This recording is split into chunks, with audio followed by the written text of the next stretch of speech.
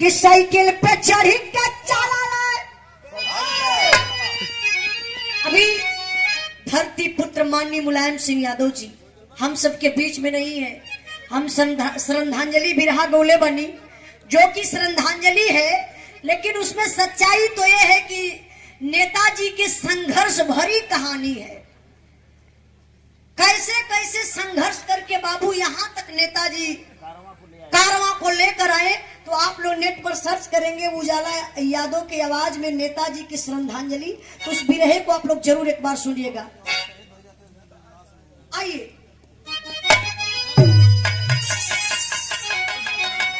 कि साइकिल पे चढ़ी के चला भाई कैसे रवा। देखिए 51 रुपए का पुरस्कार रामनाथ यादव बाबूजी चैनपुर की धरती से बहुत बहुत प्रणाम। 51 रुपए का पुरस्कार सब भाई के नमस्कार प्रणाम बा। कहना बा अरे साइकिल पे चढ़ी के चला भाई कैसे रवा। अखिलेश यादव का करना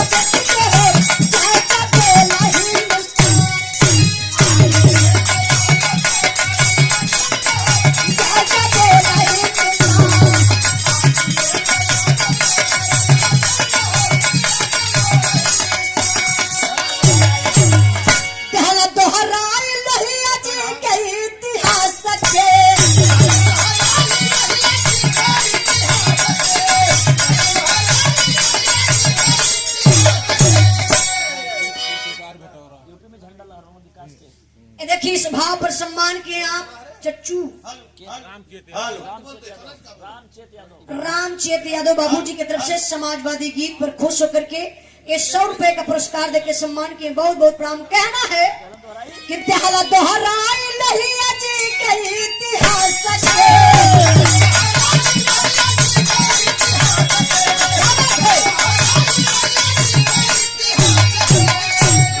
यूपी में झंडा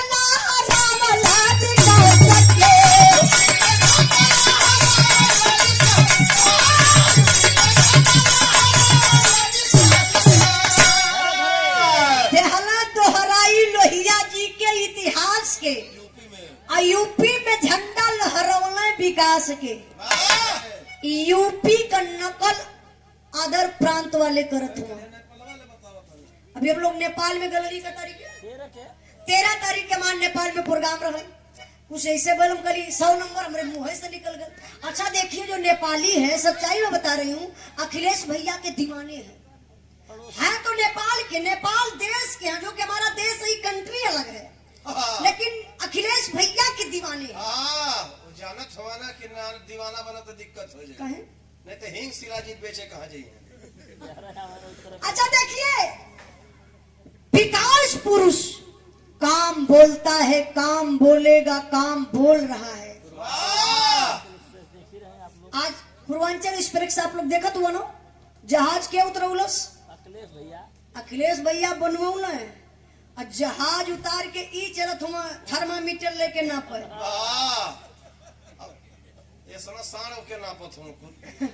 हाँ बताइए खाली फीता काटे का ये सरकार में होत का बा विकास क्यों बतावा। ना बताएं बाबू का बात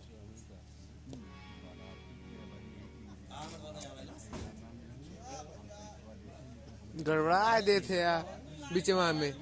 अरे नहीं पैसा मिला तो बतिया। हाँ यही नाम है तो वैसे बतिया तो तब हम कहेंगे चलो ठीक है ठीक है। यशवंत यादव भेटौरा से 100 रुपए का पुरस्कार आपके चरणों में 100 बार नमस्ते प्रणाम आशीर्वाद का चाह रही। हाँ हाँ ये तो सही है। अच्छा जाए तो बरतिया लोग कहली ना कि फुल एंजॉय तो ये मर्दे जे कहियो ना पियला नहीं कहीं बरतिया में जाए तो फरिया ही गई बात।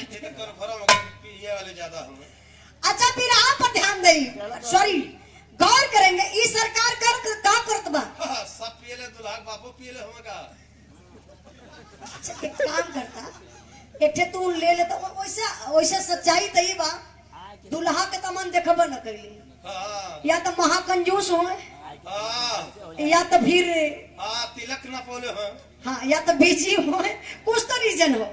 लेकिन हमार तो रोड डेली बरातिया गाइला जे अच्छा बराती जब हमान बराती में जाइला हाँ तो कन्या पक्ष से ढेर ई कोनो जरूरी ना बा कि हमान के रुपया लेके आईबा तब हमान खुश रहबा। हाँ यही आए के खाली खड़ा हो जा कदम दुल्हा के बाप हैला। हाँ हमारे पैसा नहीं रह गया ना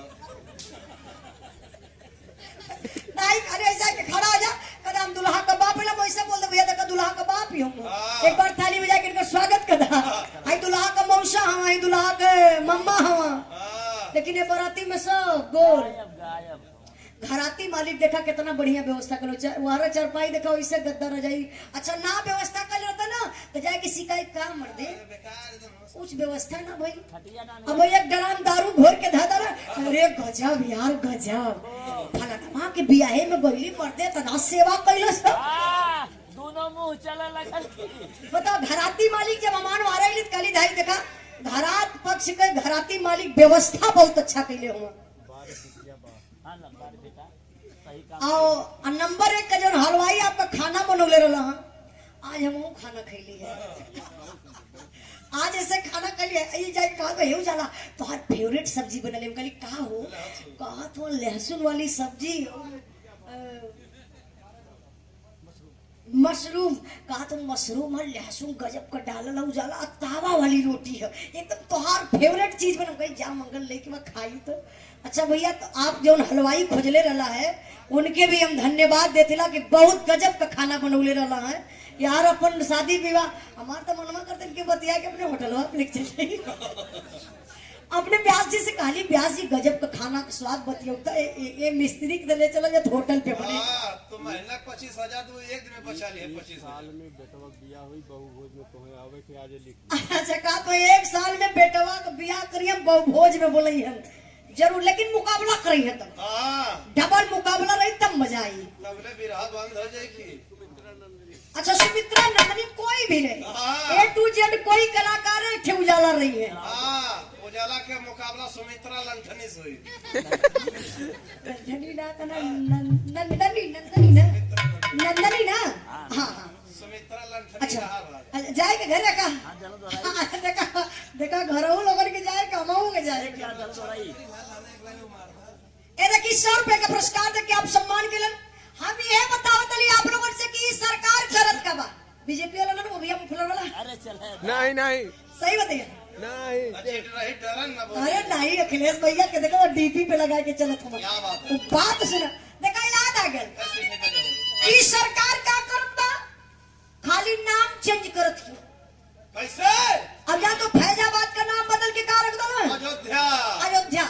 इलाहाबाद। अच्छा ये बतावा अयोध्या नमवा बदलले से विकास हुई, वहां का गरीब बिना रोटी बनौले खा लेत हुई। सोचा अब इलाहाबाद का नाम बदल के प्रयागराज। है दे हमरे बनारस का नाम बदल के मुगल सराय का नाम बदल के हाँ पंडित दीनदयाल उपाध्याय। पंडित दीनदयाल उपाध्याय।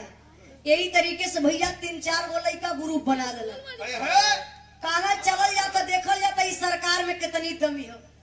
हर जिला का नाम बदलत हुआ हम अपने गांव का नाम अपने क्षेत्र का नाम बदलवाई। बदलवाई। आप लोग जैसन तरी पढ़ल लिखल चल गए ना बाबा के यहाँ दरबार लगौते लगौते एक दिन संजोग से दरबार में सुनवाई हो गई। हो गई अपने उत्तर प्रदेश के मुखिया जी बैठे हुए हैं। अब लड़का कुल कहे की सरकार महोदय जी हम लोगों की कुछ मजबूरी है, हम लोग आए हैं तो सरकार आपको स्वीकार कीजिए। तो जोगी बाबा पूछले कि हाँ क्या मजबूरी है बताइए क्या बात है। कल सर बदलना है। कल क्या कल हमारे गांव को हाँ नाम बदलना है। कल क्या बदलना है। हाँ कहना भौसड़ी वाले बदलना है।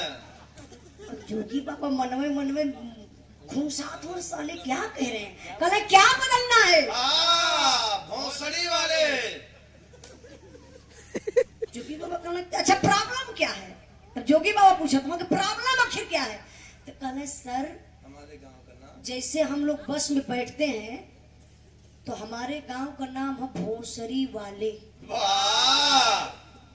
तो हम लोग बस में बैठते हैं तो कंडक्टर जब आता है टिकट काटने के लिए तो बोलता कि हाँ, भोसड़ी वाले टिकट कटा लो, भोसड़ी वाले टिकट कटा लो, भोसड़ी वाले टिकट कटा लो।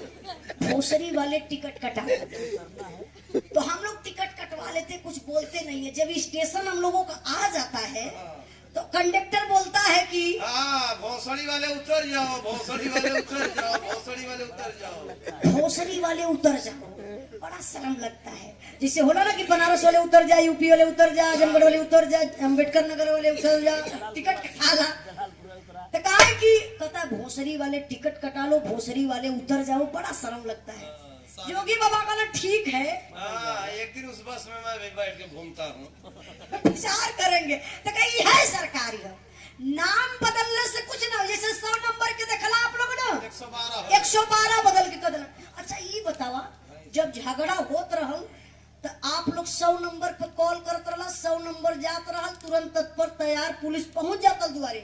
आपका 112 नंबर पे डायल करवा तो हाँ, हेलीकॉप्टर से होते उड़ के आई। कौन प्रमोशन कैले हुआ? हाँ, काहे प्रमोशन भेल हो? कौन? दरोगा हटा, खाली होमगार्ड और सिपाही रह गेल हो।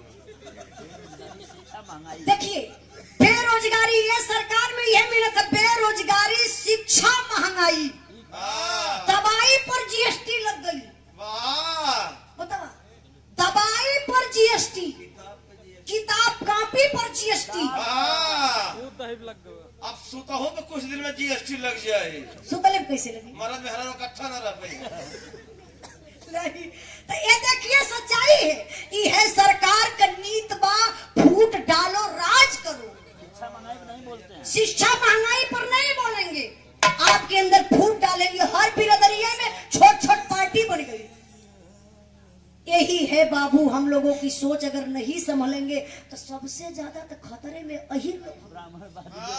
हाँ, अहीर लोग इतने खतरे में हो ना, अगर वोट तो बीजेपीओ के देबा तब न मान्य हुई तो फिर काहे अपन वोट हम खराब करी।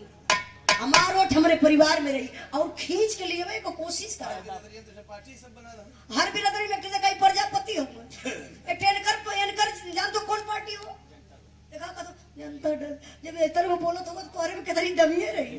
कहना चला कि हमार सरकार बन जाएगी ना। हम कहली का कहां जनता दल? हम कहली काय घर हुआ नियम वाली जीते भर खाइए ना, हम लोग सरकार बनावत हैं। मतलब 10 घर वाले बाएं फुलावत हुआ। हाँ, सोचिए 10 घर वाले जब बाएं फुलावत हुआ, अहिरन के भाई ना जानो तो वो जवन अहिर अगर गुस्सियाई के एक ठे भैंसी के कस देना। हाँ, तो डायरेक्ट दूध देवे शुरू कर देंगे। अहिर, वाह, अही, हाँ अहिर, वाह, इतने बड़ी पागल बिरादरी होले। अब तोरे घर में घुसल आने कहा कहिए ना, बुद्धि 12 बजे खुलेल एकदम। हाँ, जब से जोगी बाबा बैठल में 24 घंटा खुलल है साहब। इसलिए आप लोगों से कहना है क्या बैठे साहब, पहला दोहराई नहीं अजी के इतिहास के।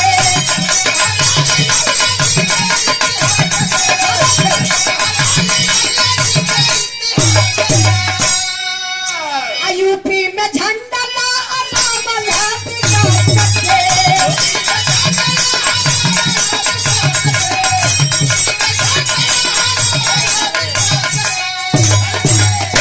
घरे घरे मास्टर साहब, घरे घरे बिजली का रोशनिया बच के ज्यादा बोला ही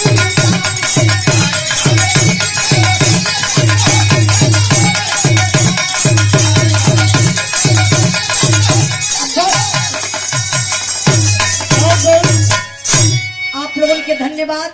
कुछ गाँव